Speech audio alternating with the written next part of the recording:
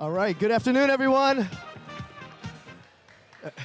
My name is Adriel Thornton. I am an event producer here in Detroit, long time, and I am so happy to welcome you to MOCAD this afternoon for what will surely be an amazing discussion with the creators of Detroit techno.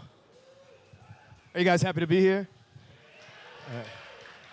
How many of you are from out of town? Well, welcome to Detroit. Very happy to have you here.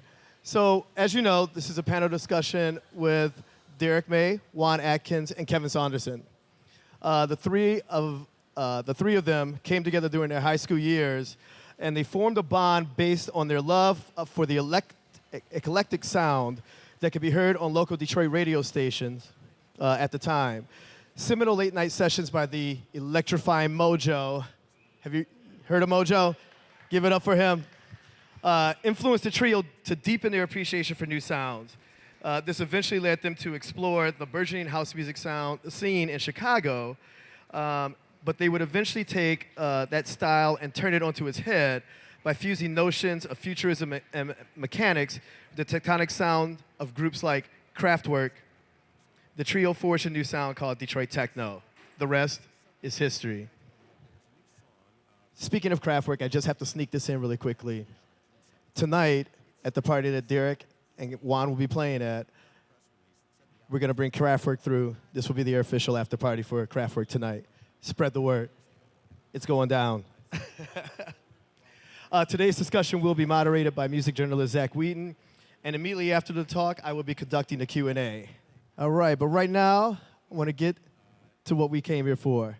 I'd like to introduce arguably the creator of Detroit techno, founder of Metroplex Records, creators of such classics as Clear, Alleys of Your Mind, and many, many more. Give a round of applause for Mr. Juan Atkins.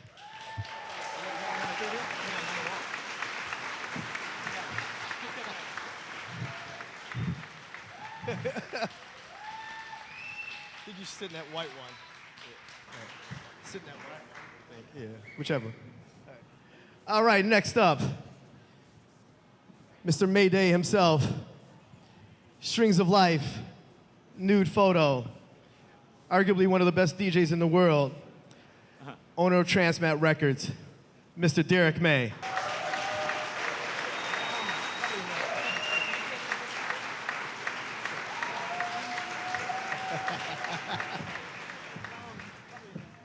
And last but certainly not least, as I was a baby raver coming up in the city, you cannot escape one of his songs. It was on the radio, every backyard barbecue in the city. I'm talking about Big Fun. I'm talking about Good Life. I'm talking about KMS Records. I'm talking about Kevin Master Reese Saunderson.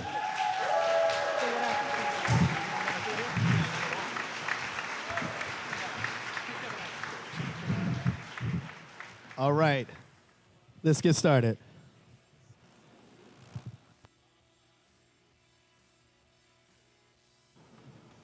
Check, check.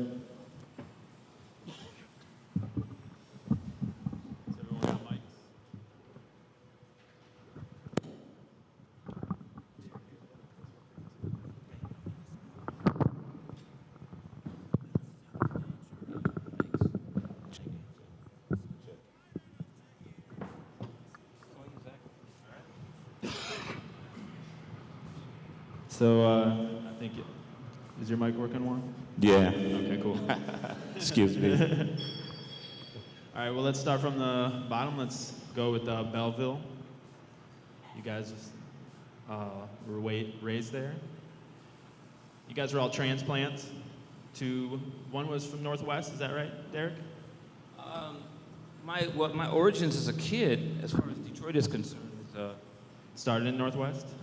well, kind of. Okay. You know, definitely. I mean, I went to school. I went to elementary school in the city in the area in Northwest Detroit, which is called And Hampton. when did you move to Belleville? I moved to Belleville at the age of 12, going on 13. Okay. And then for you, Juan, I know East Side, is that correct? And then you moved to Belleville? Wait a minute. What's the question again? None of us are from Sorry. Belleville. No, I know. You guys were all Hell no. You're from the east side of Detroit, correct? And your parents I'm divorced? from all over Detroit. Okay. I how old grew were up you on when you- all parts of Detroit. I know Detroit like everywhere. Well, how old were you when you moved to Belleville? Oh, I was in high school. Well, actually, North Junior High School was where I met Kevin and Derrick. North Junior High School, that's like, what, 7th through 9th grade or something like this? That's when I moved to Belleville. And Kevin, where'd you come from before? I came from Brooklyn, New York. I moved to Inkster. From Inkster, I moved to Belleville. And I went to North Junior High. Met this man, and, you know, that's how the history it started for me, the connection. And can you tell us a little bit about the music that you guys were interested in around that time in high school? Oh, wow. Actually, you know, I can't say I was interested in much of anything when it came to music. It was Juan that opened my eyes to the whole concept of what music was. I was a kid listening to Elton John records, you know, that was my thing, and a little bit of the Ohio Players. And then along came Juan, and a whole world opened up shortly after that. And that was at the tender age of 13. So how did you get your musical upbringing, Juan? Well, I mean, a large part of my influence came from Electrifying Mojo, which it's a shame he couldn't be here. You know, hopefully we'll get him to speak on one of these occasions and answer some questions. But Electrifying Mojo was a DJ that came on FM when FM was like just still starting out. I mean, I think it was only 2 other radio stations on the FM dial. He appeared on WGPR, which was 107.5 on the FM dial right around 1977. And what was so beautiful about his show and about him is that he was able, I mean, it was real, the format was real loose. I mean, it was only 3 FM stations, so it was like they didn't care what was being played because they didn't think nobody was listening, but, you know, they had a whole city was listening. And Detroit was a test market as well. A lot of people don't realize that in Detroit, it was so many of these kind of experimental radio stations coming up. WLBS was another one, you know, and these stations were popping up out of nowhere. WDRQ would have like a different format every 6 months. And we were kids growing up in that environment. So we had a chance to sort of be indoctrinated with so many styles, so many genres, so quickly, you know, and with no particular boundaries attached. So we didn't grow up with the idea that we were supposed to like a certain kind of music. Being black, we should like black music. We didn't grow up that way. We didn't even know that mentality existed, you know, not amongst this musical sort of moment. There are other black kids, of course, at that time that have a whole nother experience. But Mojo and all the radio stations going on at the time and all the experiments happening here really gave us a completely different experience. And how did that affect you, Kevin?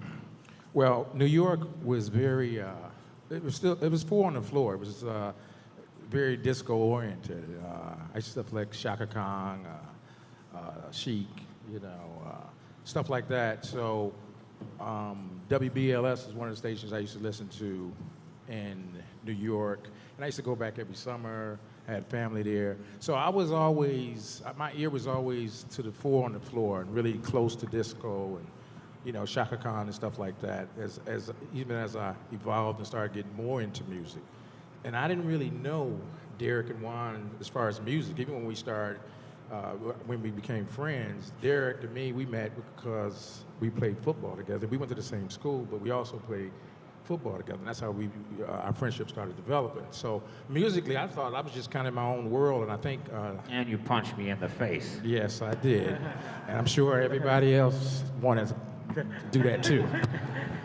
So anyway, the station here, was the WLBS here. I used to listen to that as well, you know, because it reminded me of New York. Now, as I got around Derrick and Juan, especially Derrick actually moved in with me in high school. So I really wasn't musically connected in any kind of way besides when I went over Juan's house, I seen a few gadgets, a couple different tape machines, stuff like that. But when I started, Derrick moved in with me. That's when I kind of connected to Mojo. I didn't even know about Mojo until Derrick was like, "What are you doing?" I said, "I'm going to bed. I got to go to school. We got to get up and go to school tomorrow." He said, "It's time for the Midnight Punk Association." I had no clue what he was talking about. So that's how I started listening to Mojo through Derrick, and you know, I kind of just followed path. And Mojo amazed me because he played albums. He played Prince, of course. He played Parliament Funkadelic. He played all kind of B-52s. And I said, this was music I wasn't listening to. So I didn't find out about that until that moment. And just to pick up on that a little bit, since we were talking about these new radio stations coming in and Detroit being a proving ground, you had the Disco DRQ and WLBS. And when these stations popped up, they put DJs on. And one of the DJs that we can't forget that was on WDRQ was Ken Collier. And that was the first time that I heard records being blended on beat together. And when I heard his show, I said, damn, I gotta learn how to do that. And so that was my main inspiration to start DJing. And then me and Derrick were lucky enough to get a gig with him, to open up for him at the Downstairs Pub one night. It's a lesson I would never forget. Because, I mean, we were still playing 45s in our set, and it was like amateurs, and everybody said, well, like, when is King? When is King? Do you guys know what 45s are? Wait. Do you guys know what 45s are? Does anybody know what a 45 is? Is it like an MP3? Can you explain to the person next to you what is a 45? Okay, for those of you that are, like, under the age of 30, I guess, that don't know what a 45 is, 45 RPM single vinyl record that was 7 inches big, and it had a big hole in the middle, and it dropped down on the spindle. And anyway. Played for 3 minutes. So me and him, we were playing. I think we were still on belt drive turntables. Other DJs had 12 inches. Yeah. We were using 45. We was using some of the records. We were beyond amateur. Man. We were like a joke. Man, Ken Collier came in and he took the rubber slip mats off and put his slip mats on and slapped down that 12-inch. Double Dutch bus. He remembered the record. And man, it was like me and Derrick felt that small after that, man. It was a great lesson. Well, wait. You forgot a really important part of it. Right. Nobody was dancing for us. See, he made it sound like it was a really good party. Ken came in and made it better. Nobody was dancing for us, period. But we were also playing stuff like Trans Europe Express. We were like, we were fighting this since we were 14 years old. We've always believed in this thing. Juan said when he was about 16 that he was going to start a record label one day and call it Metroplex. I mean, who says that? Who believes that at 16 years old when there's nothing that is even part of a reality to grasp on to make that to visualize that, to materialize it, to make it real. Because nobody was doing independent record labels back then. It didn't exist. There was only big-time major independent record labels, but no small little record label from a guy from the middle of nowhere. And to fight this thing from the age of 16 and 17 and have nobody dancing on the floor, and then to have Mr. Ken Collier, who was a legend at that point, to come in and put on one record, and the floor filled up as if somebody dropped $1,000 bills into the middle of the floor. People just ran into they were there. It was not just a lesson that made us small. It was like a moment in time that is to never be forgotten. Because we realized, if we were going to do this the way we wanted to do it, we would be dealing with a lot of days where nobody was dancing. Then why would you do it? What kept you doing it? The anger, the frustration, the passion, the fact that people kept telling us no. Everybody told us no. Everyone. No one believed in what we were doing. The only person that believed in us was Mojo. And that's the truth. And the story of Mojo is hilarious because when we finally met him, the way I met him, you guys mind if I tell this story here real quick? The way I met him is I used to steal my mother's car in the middle of the night when she'd go to sleep. Okay, I mean, I don't know, I was 15, 16 years old. And she'd go to sleep, and I knew that Mojo went to this bar, or not, this diner, in the middle of the night after his show at 4 o'clock in the morning, and he would go there and he would have his sandwich, and then he'd make his way home. Well, I would go there every night because I had demos of Juan's first record, Alleys of Your Mind. And I called myself Juan's PR. You know, I'm his PR, I'm his man, I'm his valet, you know? So I'm going to look after my man. So I'm gonna hang out all night, I'm gonna fight this fight, I'm gonna meet this man. So I'm in this place every night, this 15, 16-year-old kid, and you all know the owner of the place, but it's not the same location. It was Bert's first place. Okay, it was the one that used to be on Jefferson Avenue. It was an all-night diner. All the bus drivers used to go there. So I'm waiting, and this goes on for like maybe about 2 months. And I'm becoming very good at the game Galaga, because this is the only thing that I can do there in the middle of the night while I wait for Mojo. Finally, he shows up. And I'm sitting there, and I don't know what to say to him. The owner of the place says, listen, this kid has been waiting on you for roughly a couple months. I meet Mojo really quick. I'm surprised to realize that the man is like 5'1", but with the voice of a giant, you know. And I gave him the music, and he said, I'll call you. Oh, thanks, thanks. And that was it. And then shortly after that, he called, and Juan can tell you what happened when we finally went to his office and met him, which was supposed to be a mind-blowing experience. You know, you could finish it, Juan. Yeah, well, when we went in, he made an appointment with us. So me and Derrick, and was it just me and you? And Vic Littlejohn. And Vic, right. We go there.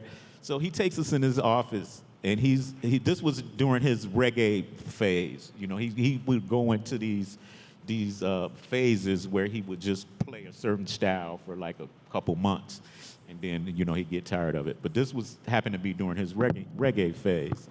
So he's in there, and he's playing this reggae record, and then he takes my record. I think it was on a cassette at the time, and he puts the cassette on, and he says, and he's playing the cassette and this record at the same time, and he says, But they're not mixing. Yeah, that's not mixing or nothing. Random. Randomly playing, and you know, and it's like a train wreck, right? So he says, if I take this reggae record off, that means yours is the jam. I like your record.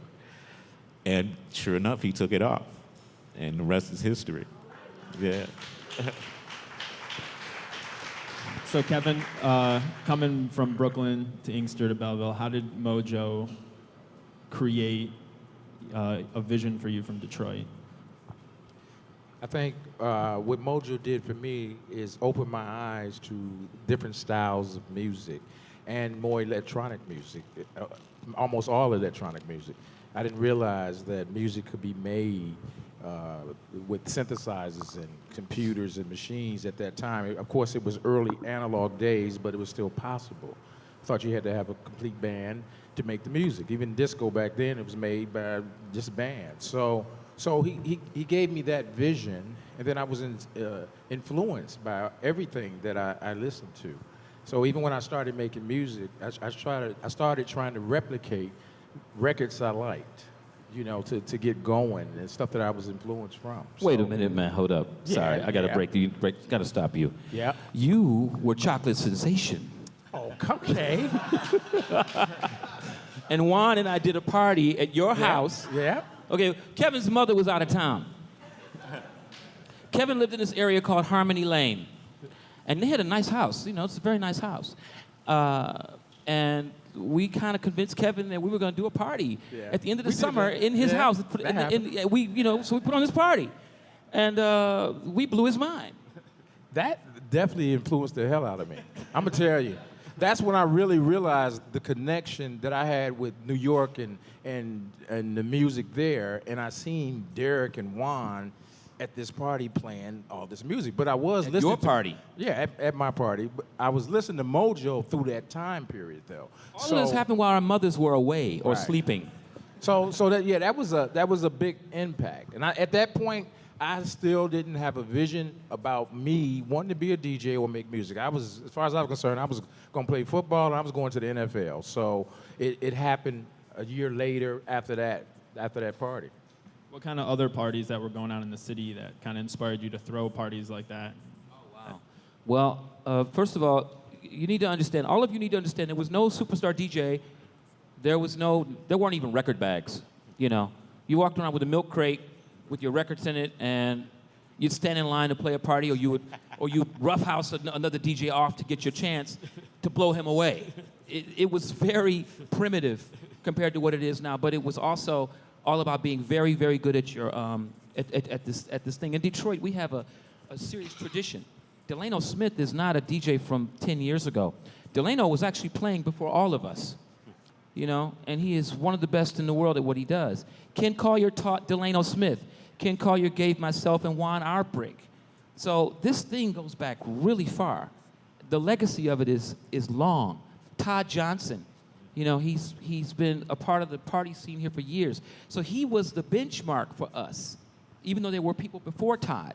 Todd was the guy that was doing parties, and we felt like if we were going to be anybody in this community, as far as getting some respect, we had to go through a party that somebody from Todd Johnson's organization did. That was Charivari, by the way. Our enemy at the time. We created these illusions that we had enemies. They didn't even know who we were. They didn't even know, like, who? Deep who? Because we called ourselves Deep Space. They were like, who these dudes? Get these dudes out of here. You know? So we created this whole thing in our brains to give us a reason to go forward. Our imaginations were quite vivid. Right. In the process, we really created our own warfare. And was that helpful? Did that help you? I think we wouldn't be here today without it. Right. So I want to talk a little bit with you about Cybotron. And what's interesting to me personally is that you had Alleys of Your Mind. You put out a record on Fantasy. And then after you and Rick Davis, a.k.a. 3070. Yes, you split ways. Yeah, well, let's not breeze past Rick that fast. Okay, yeah. Rick was very instrumental in giving me my wings and inspiration. I mean, I grew by leaps and bounds when I met Rick. Rick was the first person that I saw with a sequencer, with a drum machine. He had a DR55 Doctor, just like one of the first rolling drum machines. Like, it was this big. And this is the first time I saw all of this, because just like Kevin, I thought that to make a record, you know, totally electronic, you know, you had to be a computer scientist. And I actually took data processing in high school, thinking that I had to know something about input and output of computers, and I learned that it was something totally different. And Rick is the guy that I met that actually had these instruments in real time. And when I met him, and he ultimately, I met him in my first year in college, Washtenaw Community College. And he was real standoffish, you know. He was kind of like, you know, this was at the time when people were still getting together for jam sessions. You couldn't make music without, you know, finding a drummer from down the street, guitar player from around the block. And, you know, so if you couldn't get all of these people together, you couldn't do anything. And so, you know, we would be talking. Everybody tried to hook up with Rick. Hey, Rick, let's do a jam. And he didn't want to mess with nobody. And one day I brought one of my demos, the demo that we were taking, the demo had been made. This is music I was making on my own in my bedroom, totally like with this Korg MS-10. And I took the demo to class one day, and everybody in the class flipped out, and they wanted to jam with me. And even Rick broke down and invited me to come and jam with him, right? And so I went to his apartment, and when I went in his room, he had all his gear. He had the lights blacked out, and all of the gear, just all of the LEDs. I thought I was walking into a cockpit of a spaceship, really. And I came in with my little Korg MS-10 under my shoulder. And so Rick was like, he's the one he had a record out called Methane C already on a 45 that he had released on his own. So that's how I learned how to that you could actually make your own record and sell it. All of that came from Rick. And then while this was being developed, what were you two gentlemen doing? Delivering pizzas for Domino's. What year was that? Kevin was a pizza man. Kevin was delivering. Kevin was a Domino's pizza man. We was burning Kevin up. Man, sure Kevin did. was delivering free pizzas to that Yeah, but Kevin was every other playing. night. Kevin was playing football in school. I was playing He was playing football. football and delivering pizzas. I was playing They was both football. playing pizzas. football. They You're were gonna be football. They proud. were being I football was playing stars. football with my vision to go to the NFL, but of course I had to work too. I had to Yeah. pay them bills. So Yeah. I was working, but I can say, as I was working, and music was developing. Yeah, you had to have seen what was developing. Well, I had started as I started working though. Then I started was a becoming terrible a part delivery of it. You know what happened with me is, I actually started working for a hospital. I was like a dietitian aide or something Is like that that. why so many people died? Whatever. Anyway, they had phones in the basement of this hospital, and I was running my record company at one point by communicating with people, and I could dial anywhere overseas, like mainly London. That's all I need to dial. Thief. So I was working, but I also had this inspiration, and I had a plan for what my music, where it was going. And I was following these guys too, because Juan had Metroplex, and then Derrick ended up having Transmat. So you know, I was there. And football gave me a competitive spirit, and I believed if Juan can do it, if Derrick can do it, if anybody can do it, then damn, I can do it too. So that was my vision. So that's how it happened. What were you doing? Oh, I was a fool. I was just silly. I was trying to run track, AAU, get myself to Olympic trials or any kind of opportunity. It didn't happen. You know, we were young. You know, we were athletes, and that was our dream, and we didn't look beyond that extent. You know, we didn't want to necessarily end up being, you know, everyday stiffs or whatever, but we didn't really know.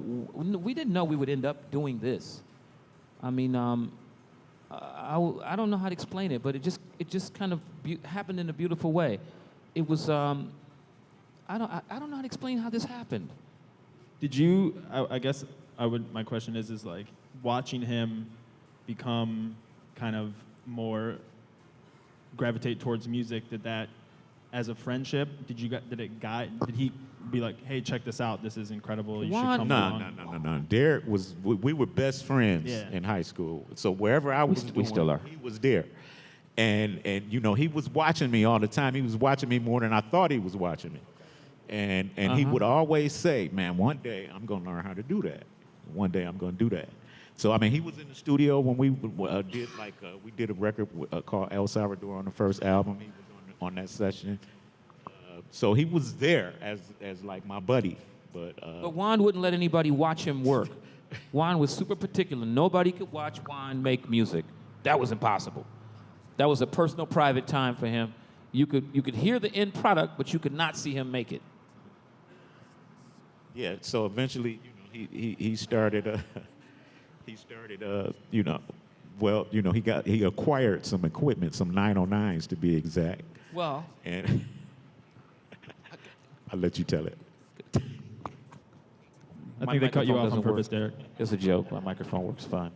No, we had some good fortune in getting some great equipment, and it changed the face of the whole music scene here in Detroit. That's in the book. You'll have to read it later. In the film, Sorry. you In got to the film, come in see the the book. film. We ain't Yeah. gonna tell that story till you on come by on the YouTube film or somewhere ticket. like that. Yeah. So Zach, So Next. I got so I have like a catalog of songs here, and then I'm gonna play some, and then it's on. There's no 45s. are you It's surprising on- us? Yeah. You got a few So I'm surprises gonna play for us. some tracks, and then I want you guys to just, you know, talk about what this influence had on you, what this music had on you, things like that. So.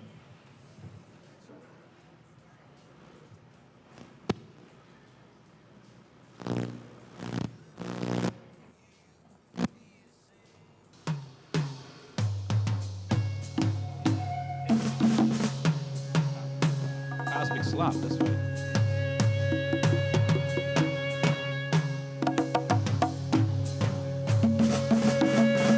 Wow.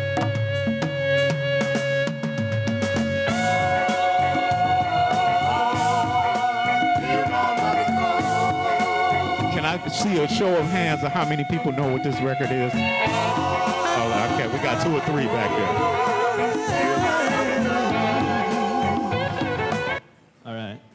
So I just want to hear what kind of influence that group had on you. Well, Juan turned me on to all that stuff. first. I didn't even know what Funkadelic was. I had no idea. Kraftwerk, Funkadelic, wow, Cameo. That was Funkadelic, Cosmic Slop by Funkadelic. Yes, it was. 13 years old, in the middle of Belleville, Michigan, was where I got my education about music. So where did you hear this music from? Sorry? Where did you hear this music from? A lot was Electrifying Mojo, but before Mojo came on, I was always a Parliament Funkadelic fan. The Funkadelic record would come on the radio back when radio was just AM, actually, and their records would sounded different from any other record that was on the radio, and that's what I loved about it. It was the vocal harmonies. They used these like Gregorian rhythms and chord progressions on the harmonies on the vocals. It seems like you took a lot of the Afro-futurism traits from that too, as well. Definitely. With Bernie Worrell on the keyboards, and like records like Flashlight and Knee Deep were like some of the first like electronic, to me, like the records were like all Bernie Worrell, and he was the synth player, and it was like 75% other than the vocals. The rest was all electronic, That's what guided you towards. And that's when I stopped playing bass guitar and started playing a Korg MS-10 synthesizer. When Bernie Worrell started hitting the bass lines. All right, well, let's go to the next one.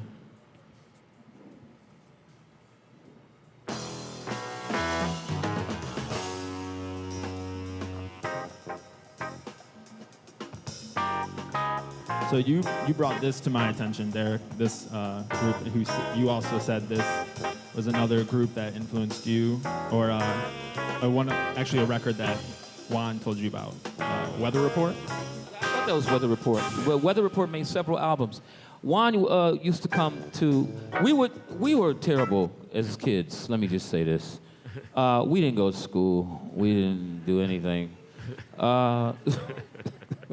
We just didn't. My daughter's here, unfortunately. But she doesn't want to be here, so hopefully she didn't hear that. But we would skip school and make pancakes and listen to my stepfather's record collection. We would have hooky sessions at Derrick's house because his parents were gone. Working in the morning. My mother has a nice place. We just went crazy. His mother would come home after work and say, "What happened to all the pancakes and the steaks?" Anyway, we didn't go to school. We did this. We had a principal at school named Mr. Richendaler. And this was the kind of guy that would show up at your house if you didn't go to school after a while. I mean, we're talking a long time ago. And he actually showed up at my house. He's a big guy. He used to roll up his sleeves to his shirt on the dead of winter. Roll up his, no jacket, no coat, just and pants were up to here, tight, big belly. And he loved you, he cared about you. He was a good principal. But we would just basically skip school knowing this guy was going to find us eventually to listen to music. And we did it, man. And all these kind of records like Weather Report and all these eccentric pieces of jazz, all this music that kids don't normally, digest, I was able to digest with Juan. That was the first beginning stages of all of it. And that also changed my perspective on the way I viewed the world as a kid. I became quite political in my own little way. And it also had an effect on how I treated my teachers in school, which wasn't necessarily so good, because I felt they were stupid after a while. I felt that I was looking at the world in a different way. I was a little bit too young to be thinking that way, but I was doing it. And it could have been very negative, because it distracted me from what we should have been doing. And we focused all our attention on this music thing.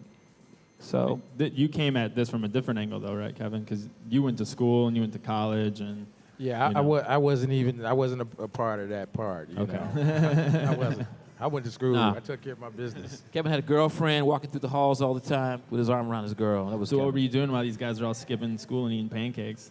I wanted to be eligible for sports. I was just chasing places, playing sports. That was it. And I would see Derrick mainly doing like track and stuff like that, and football. Derrick did play some football. And that's where you punched him in the mouth, right? Say it again? You punched him in the mouth at football. That was in junior high, when we was in North Junior High. We thought Kevin was a teacher when we first saw him. I was big. I didn't shave. I was definitely rough. 13 years old Yeah. with a suit. Definitely. You know. All right, we'll go on to the next one here.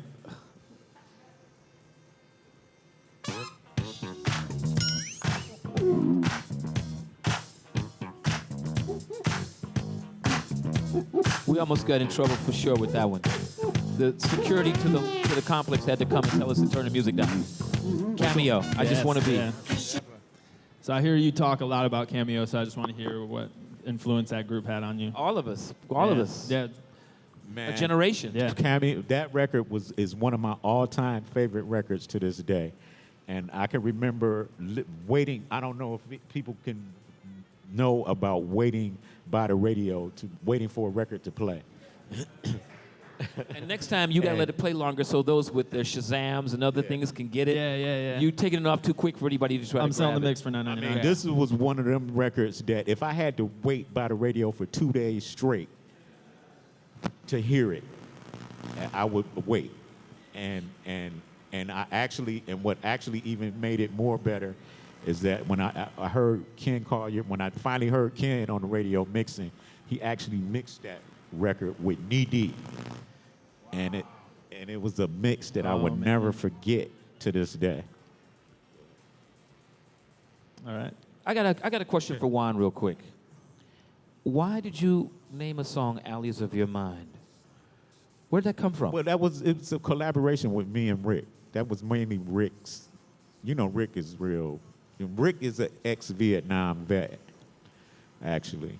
Did you write And, the lyrics? we collaborated on the Okay. lyrics. I wrote a couple of lines. He wrote a couple of lines, but that was mainly his influence for the title. All right, so you were telling me a lot about groups that Mojo would play. Mr. X, Ultravox. I recognize that immediately. That was quick. I'm still good. Yeah, man. All right, get your Shazams going. I don't know if you can hear that influence on Alleys of Your Mind. Definitely. So we already went through Mojo, and we talked Oh, about man, that was good, man. It's a good track, man. Why would So you? good.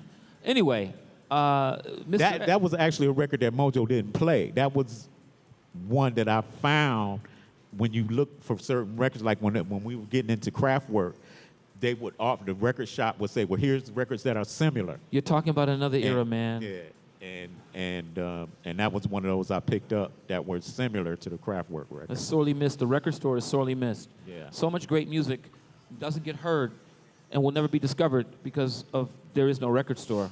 Right. We have the download, but to me the download seems like down nothing because it's very limited the way people can search and seek and find things and like it's that. so easy to put stuff up, man, that you get all kind of junk up there. And it's You know? unfortunate because songs like that, which was made in 1981, I think, or 1980, it's still very current. That was Midge Ure and Steve Strange, Visage, basically. You know, so and that was they made a string of amazing records. So we got this one here.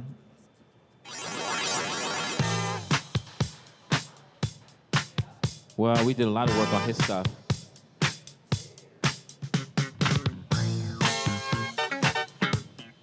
I could tell you stories about all the work we did on this.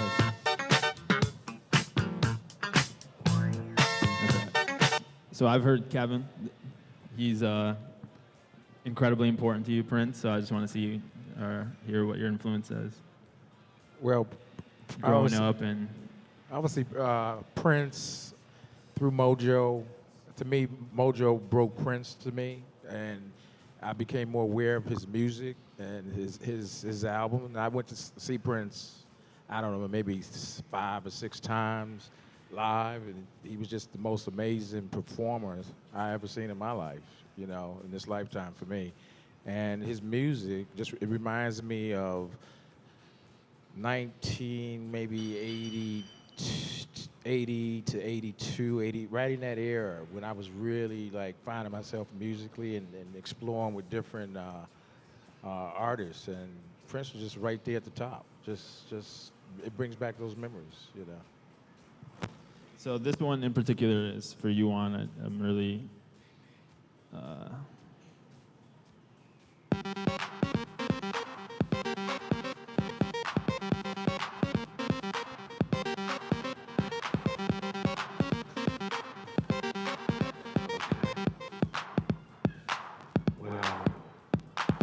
So I'm gonna leave this on for a little bit because I love this song.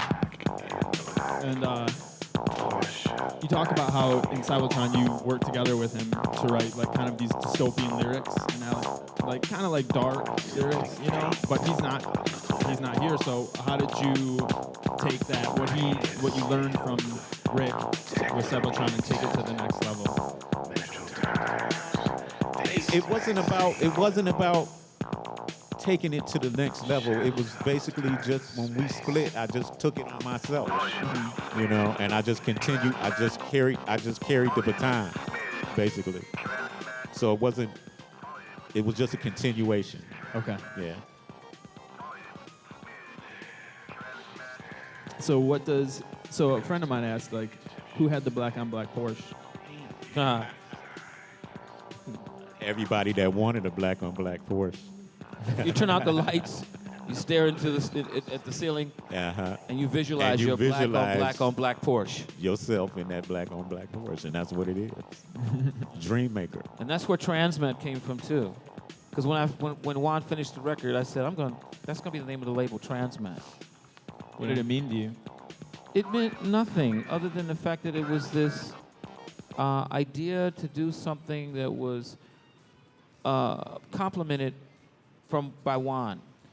That's why every record on Transmat has the matrix number. It's MS1, MS2, MS3. That means Metroplex subsidiary.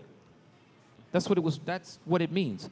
It doesn't say TMT only on the Japanese albums, but on the all-American releases, it's MS, which is Metroplex subsidiary.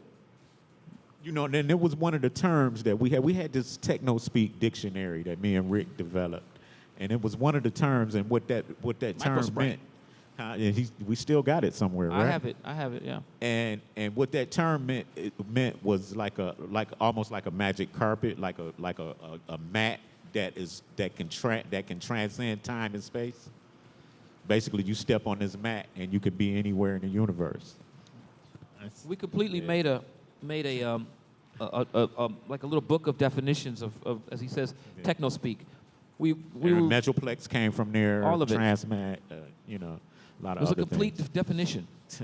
You know, breakdown, 40 or 50 different words, techno speak. Nobody ever heard it but us, but you know. I never knew it. I know you didn't, but you were busy delivering pizzas. I'm going to get punched for that later.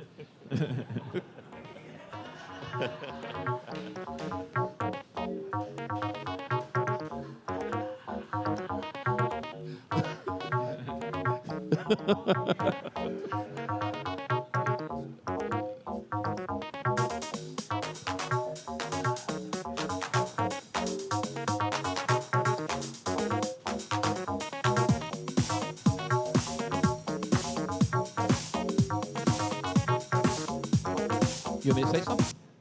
Oh, Tom Barnett. I have to mention Tom Barnett's name.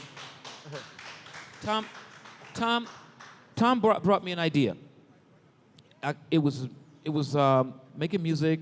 I had put only one record out that I hated with Juan. It was called X-Ray Let's Go. Because Juan, Why did you hate it? Because Juan wouldn't let me do what I wanted to do. I mean, you know, I was at the point in my career. This is when Kevin is coming into Juan's brother's on that record too, right? That's right. Yeah. And he was drunk. Anyway, screaming on the microphone. Anyway, Juan would not let me make the music I wanted to make. I had been practicing, you know, doing my thing. I'd come over to his studio. Juan had the studio. I bring in my stuff, and what does he do? He tells me basically to chill out. I'll do this. I got this for you. And it turned out really good. But I just hated the fact that I didn't get a chance to do what I felt like I should do. It was the student thinking that he could teach the teacher himself, you know?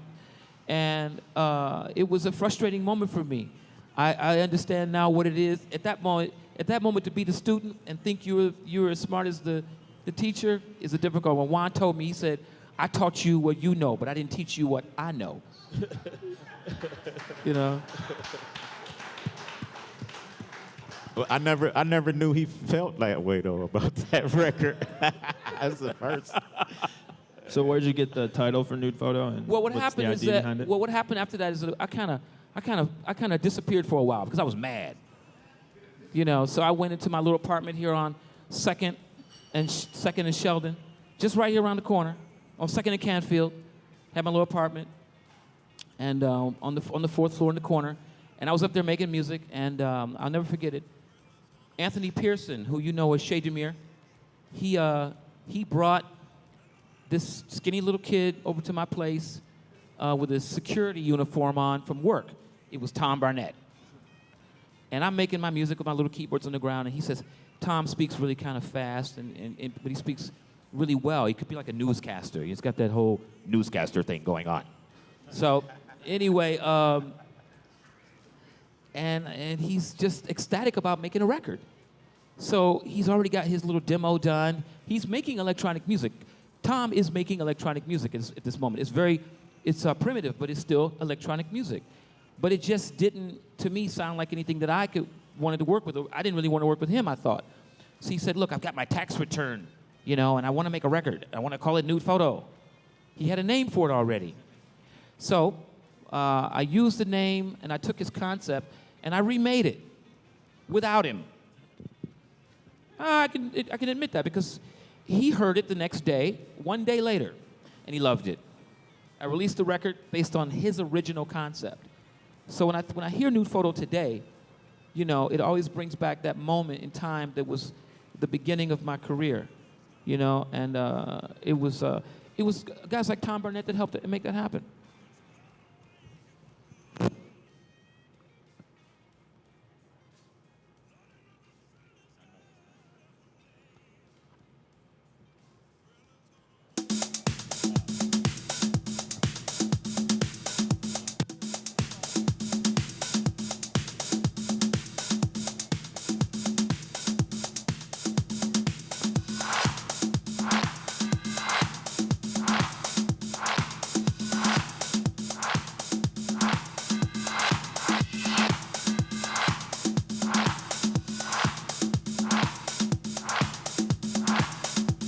You record it, right? Oh, there you go. Sorry, I have to keep turning all these off. Oh, yeah. Big fun. So I'd like you to reflect on that song. I think it was 87. Was it 87? 88? I can't remember. I think, actually, it was, but I started out, for whatever 89. reason. It was 89. No, it was, the year. I thought you Yeah. meant the catalog. No. Yeah, it was definitely 89. 89? No, 88. It was 88. It was 88. It came out in 88. 87, I started KMS. 88, Big Fun came out. I got it. All right? It came out. Definitely came out. Good Life was into 88, into 89. So, anyway, that...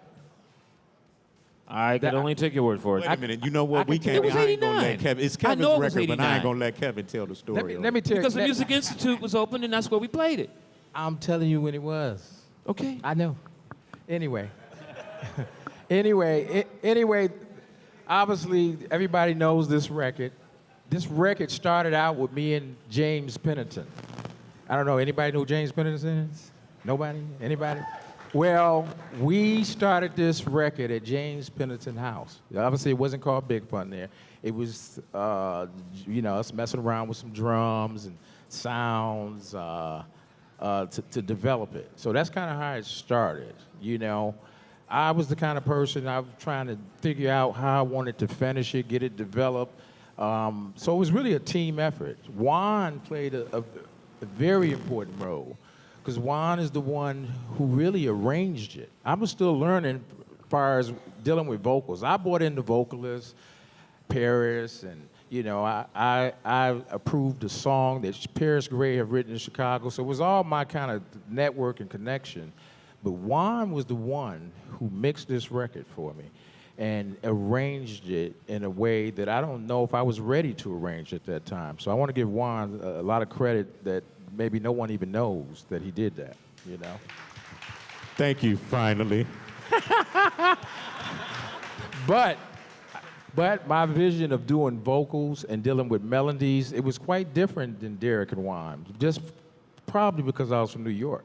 So my first record was a vocal record. So I had this kind of mixed breed of melodies versus techno and how minimal I was going to be in my music and how much melody I wanted in my music and songs too. So I was always kind of caught in the middle of that with these guys because they really wasn't about that. You know, I was kind of an outcast when it came to that.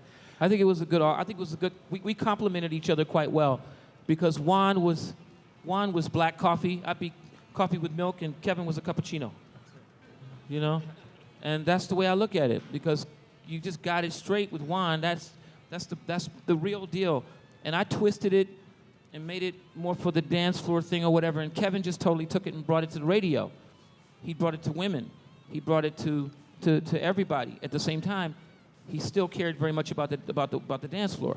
Oh yeah, definitely, because it was always still 4 on the floor. Even if you listen to Juan's earlier records, it was no 4 on the floor. And that's where I think me and Derrick came in, and how the creation, obviously it started with Juan, and then there's the history with Derrick, and then, you know, my history with New York and disco, and then the 4 on the floor. We made it more dance accessible to the world, you know. All right, so I got one last question, and then we're gonna open it up to the Q&A. And No, I don't eat meat. What'd you say? It's a joke. Cool. Thanks, guys. So, how come you guys have never toured as the Belleville Three? Wasn't time. It's time now, though. Yeah, it is time.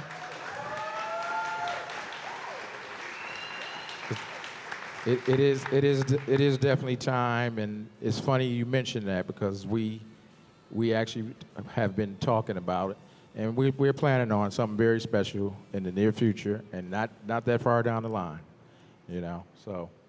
All right. Well, thanks so much for letting me ask you guys questions.